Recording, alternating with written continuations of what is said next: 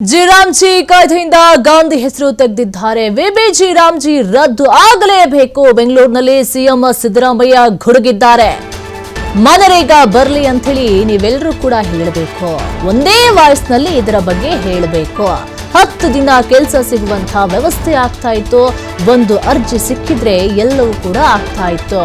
ಈಗ ರಾಮ್ಜಿ ಯೋಜನೆ ಏನೂ ಇಲ್ಲ. ಬೆಂಗಳೂರಿನಲ್ಲಿ ಸಿಎಂ ಸಿದ್ದರಾಮಯ್ಯ ವಾಗ್ದಾಳಿಯನ್ನು ನಡೆಸಿದ್ದಾರೆ. ಒಂದು ಅರ್ಜಿ ಸಿಕ್ಕಿದ್ರೆ ಎಲ್ಲ ಕೆಲಸ ಕೂಡ ಆಗ್ತಾ ಇತ್ತು.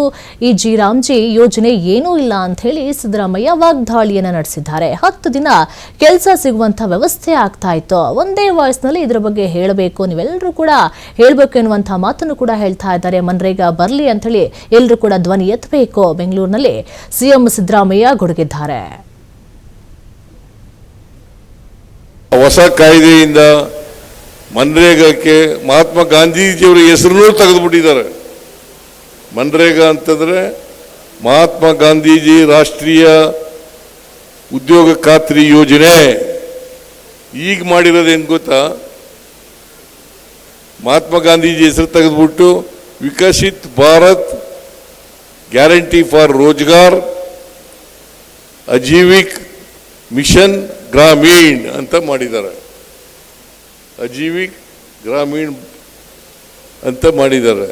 ಅದರಿಂದ ಈ ವಿಬಿಜಿ ರಾಮ್ಜಿ ರದ್ದಾಗಿ ಇದು ಮತ್ತೆ ಮನ್ರೇಗಾ ಜಾರಿ ಆಗಬೇಕು ಅಂತೇಳಿ ನೀವೆಲ್ಲರೂ ಕೂಡ ಒಂದೇ ವಾಯ್ಸಿನಿಂದ ಹೇಳಬೇಕು ಅಂತಕ್ಕಂಥ ಮಾತುಗಳನ್ನು ನಿಮ್ಮಲ್ಲಿ ಹೇಳಲಿಕ್ಕೆ ಬಯಸ್ತಾ ಇದ್ದೇನೆ. ಅದರಿಂದ 100 ದಿನ ಕೆಲಸ ಕೊಡ್ತಾ ಇತ್ತು.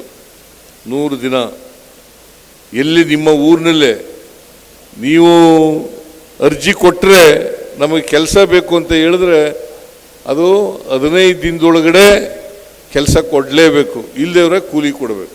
ಇದು ನಮ್ಮ ಇಂದಿನ ಸರ್ಕಾರ, ಕೇಂದ್ರ ಸರ್ಕಾರ ಮನಮೋಹನ್ ಸಿಂಗ್ರವರು ಪ್ರಧಾನಮಂತ್ರಿಯಾಗಿದ್ದಾಗ ತಂದಿದ್ದಂಥ ಕಾಯ್ದೆ. ಈ ಕಾಯ್ದೆಯನ್ನು ರದ್ದು ಮಾಡಿ ವಿಬಿಜಿ ರಾಮ್ಜಿ ಎನ್ನು ತರ್ತಕ್ಕಂಥ ಕುತಂತ್ರವನ್ನು ಕೇಂದ್ರ ಸರ್ಕಾರ, ನರೇಂದ್ರ ಮೋದಿಯವರ ಸರ್ಕಾರ ಮಾಡ್ತಾ ಇದೆ. ಅದನ್ನು ವಿರೋಧ ಮಾಡಬೇಕು ಅಂತಕ್ಕಂಥ ಮಾತುಗಳನ್ನು ನಿಮ್ಮಲ್ಲಿ ಕೇಳ್ಕೊಂಡು, ಆ ಹೊಸ ಕಾಯ್ದೆಯಿಂದ ಮನ್ರೇಗಾಕ್ಕೆ